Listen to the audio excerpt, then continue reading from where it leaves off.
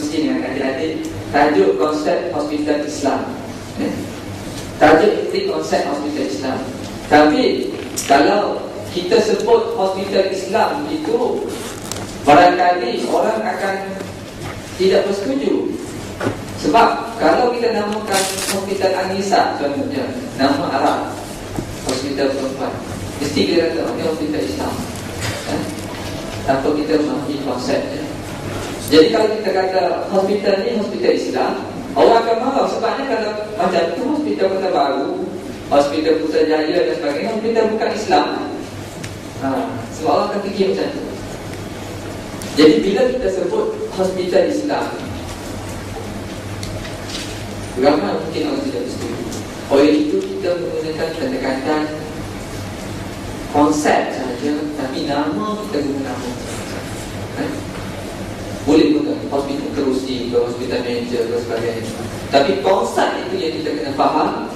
Bagaimana kita nak determine between Islamic hospital dengan non-Islamic hospital. Kalau kita tengok, mungkin saya difahamkan ada tajuk-tajuk tentang perubatan Islam ya.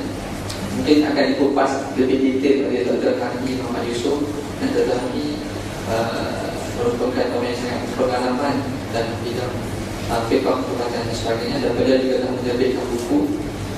Jadi kalau kita faham konsep perubatan Islam, yang kita amalkan sekarang pun sebenarnya adalah perubatan Islam.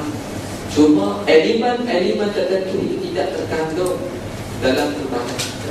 Dia bukan satu perubatan yang berbeza. Dan begitu juga dengan hospital Islam. Sebenarnya apa yang ada dalam negara kita, berada dalam dunia dan sebagainya, itu sebenarnya sebahagian daripada hospital Islam.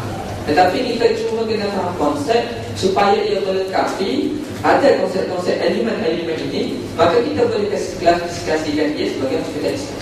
Itu secara umum. Sekarang ini unsur nama tidak timbul. Kalau tak nama kamu pun letak. Tapi konsep sebenarnya ada.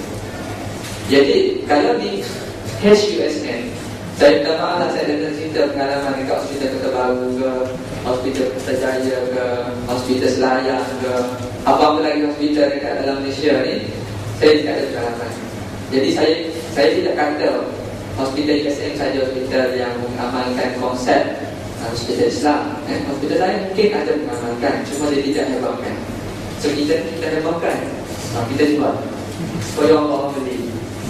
Okey, kita namakan hospital Mesra Ibadah, HMI, hospital Mesra Ibadah, supaya bila orang dengar tu orang kata, tak apalah, dia mesra kepada ibadah.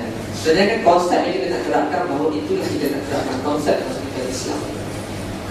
Jadi secara umumnya, okey, sebelum saya meneruskan program ni, saya harap adik tidak statik. Dan saya pun bila ada statik dengan mic ni, dia akan jadi lebih formal. Jadi sebenarnya saya tidak suka berceramah secara beriak. Nanti di depan saya bercakap, di belakang orang hidup. Saya memahami adik-adik semua kerana saya pernah jadi pelajar. 5 minit pertama dia okey, 10 minit ke 10 tu dia paling okey lah. Kalau kita kena ceramah ni, kuliah sebagainya dalam 30 minit je, 20 minit je. Lepas nanti dia dah melayar, silver. Kalau yang travelling naik kelas malam ni, dia punya kegaran otak itu masih keras. Kalau naik flight itu dia masih lagi ternyang-nyang bunyi engine pada kapal. Dia masih koyak. Tambah-tambah lagi pagi tadi semua jam bulan, buka ke sahur, lepas tu tak tidur lepas sahur dan sebagainya. Dia dah Alhamdulillah, kita tidur sekejap, malas sekejap dia 5 minit.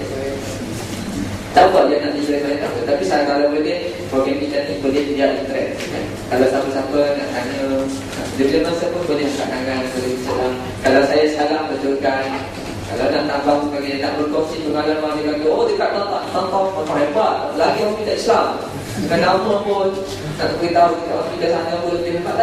Tak ada masalah berkongsi ya. Saya dimakan adik ini daripada universiti berbeza. Okay, dia ada pengalaman masing-masing ya. Kalau dia kata, kalau kita saya lagi hebat, ada lebih.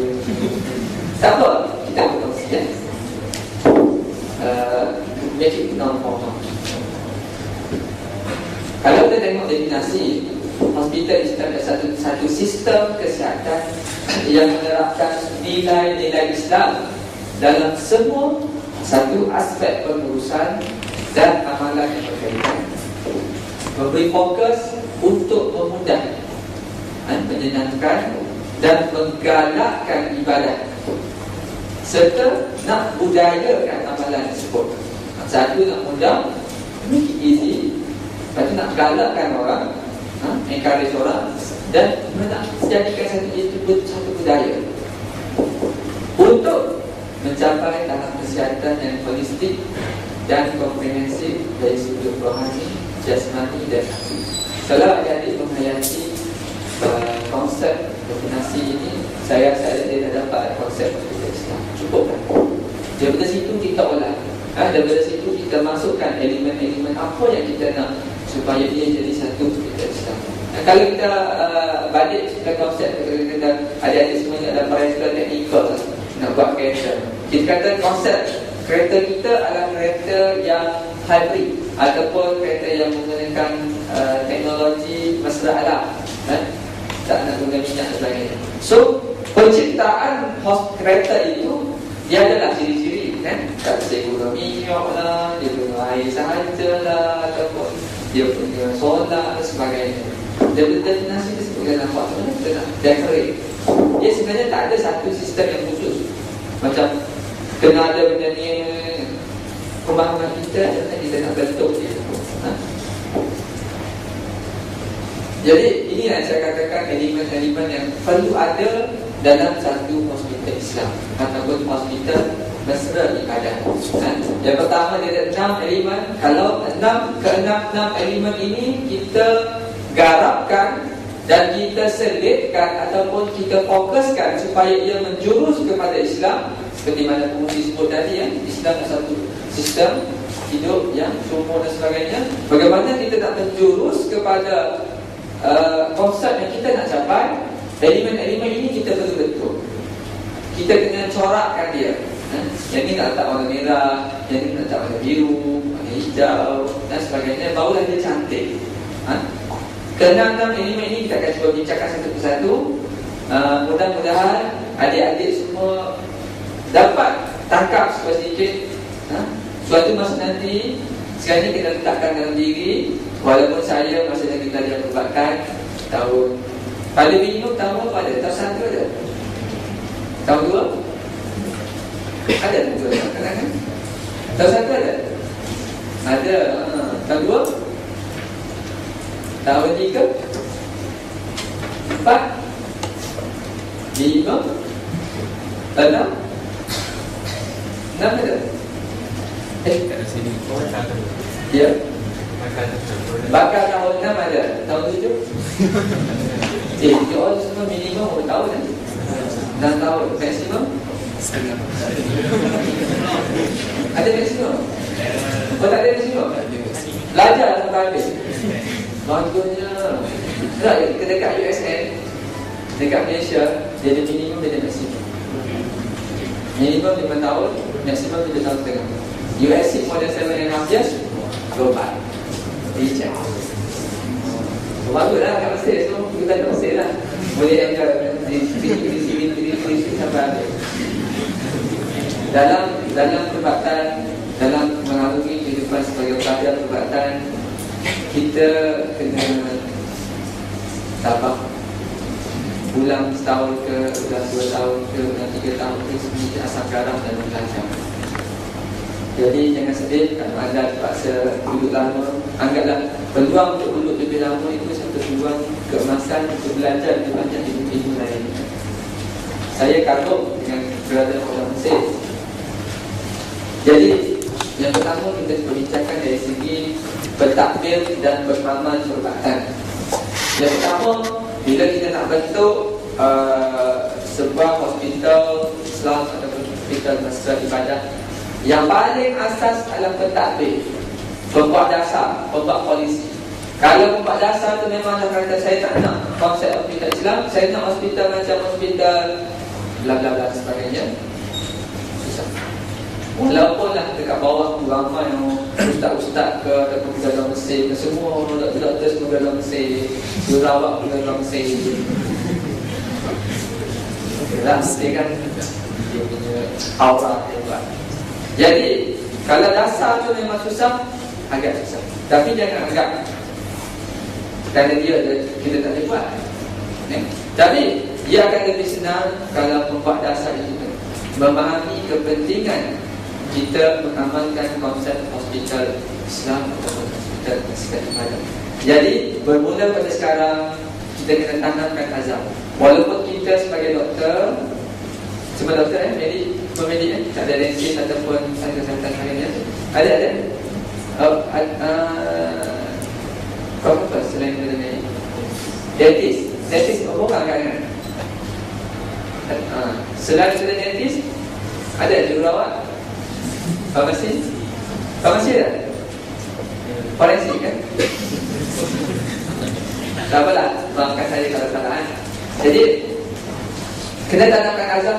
Suatu masa nanti anda akan jadi pentadbir, pembuat dasar ataupun pengarah hospital dan sebagainya. Oh, jangan ingat jadi doktor ni 3 orang dia. Banyak lagi. Banyak lagi. Jadi pensyarah, jadi yang jaga kurikulum, yang jaga banyak-banyak. Jangan limitkan doktor sebagai orang yang duduk cocok orang ke. Tak ada. We can be everybody. Boleh jadi macam-macam. Ahli politik, boleh jadi businessman, boleh jadi penganalisis komputer, boleh jadi penjual burger dan sebagainya. Boleh jadi macam-macam. So gunakan peluang kita sebagai graduan perubatan untuk explore bidang banyak. Mau Ustaz lama ni ya Allah. Sudah setengah berhenti dah. Okey. Pakar perubatan. Paling penting kena ada orang yang disokongi oleh pakar perubatan atau doktor perubatan yang ada di kelompok Islam. Sebab tu saya kata adik-adik pergi belajar Mesir, belajarlah banyak-banyak ilmu hadis, ilmu apa sebagainya, supaya bawa balik nanti bimbing doktor-doktor lain ni. Bukan saya nak perhatikan graduan daripada Malaysia, UKM, USM dan sebagainya. Pengalaman saya dekat USM saja sebenarnya paradigma dan sebagainya, dia lebih menjurus pada akademik semata-mata. Kalau kita tak cari sendiri, pergi belajar sendiri Al-Quran, pergi belajar sendiri John Busrah dan sebagainya, kita lost. Kita keluar tu ibarat macam masuk kilang, jadilah kereta. Memang jadi doktor, tetapi macam mana nak corakkan dia menjadi doktor yang doktor Muslim ke, ataupun doktor yang nama saja Muslim ke, daripada pembelajaran secara formal itu tidak dapat dibentuk. Dan tidak ada kurikulum khusus dalam tu dinyatakan yang itu kita cuba gumpal sekarang. Kita cuba bincang, kumpulkan tenaga-tenaga pakar untuk bentuk satu kurikulum yang komprehensif, dilengkapi apakah elemen-elemen. Dan itulah pendekatan yang di USM kami cuba timbulkan secara formal. Dan sebab itu kita galakkan adik-adik semua join universiti sebagai pensyarah. Nanti bila you ada habis houseman, dah habis NO, ada peluang sambung master, join universiti. Pergilah mana-mana universiti dalam Malaysia dan sebagainya, join sebagai pensyarah. Dia ada step dia. Pensyarah pelatih, pensyarah perubatan. Dan bila join pensyarah ni banyak bidang. Bukan, dia ada klinikal dan ada pre-klinikal. Boleh join anatomi, fisiologi, jabatan pendidikan perubatan dan sebagainya. Saya tak nak promote. Saya promote. Tapi kalau cerita pendidikan perubatan saja, dia tak habis. MO, jururawat dan staf hubungan. Ini adalah orang yang paling penting dalam nak mengamalkan konsep hospital Islam. Kalau mereka ini tidak beri sokongan, mereka ini tidak ambil cara dan cara, maka dia susah untuk bentuk. Firman Allah Subhanahu Wa Taala, sebelum kita pergi ke lanjut, mari kita bersama-sama refresh balik matlamat sebenar kita diutuskan oleh Allah Taala ini. Allah Ta'ala firman, apakah kamu sangka bahawa kejadian kamu ini sia-sia dan kamu tidak akan dikembalikan? 3 tanggungjawab kamu sebagai khalifah, menunaikan amanah dan beribadah kepada Allah SWT. Ini semua kan? Tak kira lah doktor ni ke, doktor pakar ke, kajian sejen ke, dan sebagainya. Semua ini kita hamba Allah, kita ada amanah yang perlu dilaksanakan. Di bulan puasa ini ada satu program nasihat. Jangan kita riak walaupun kita dah ada perubatan, dah jadi doktor dan sebagainya, tapi kita semua ada amanah masing-masing. Amanah sebagai khalifah dan surah Al-Baqarah bermaksud, dan ingatlah ketika Tuhan kamu firman kepada malaikat bahawa aku akan menjadi manusia sebagai khalifah di atas muka bumi. Yang kedua, untuk mengikut amanah, sesungguhnya kami telah memberikan amanah Islam kepada langit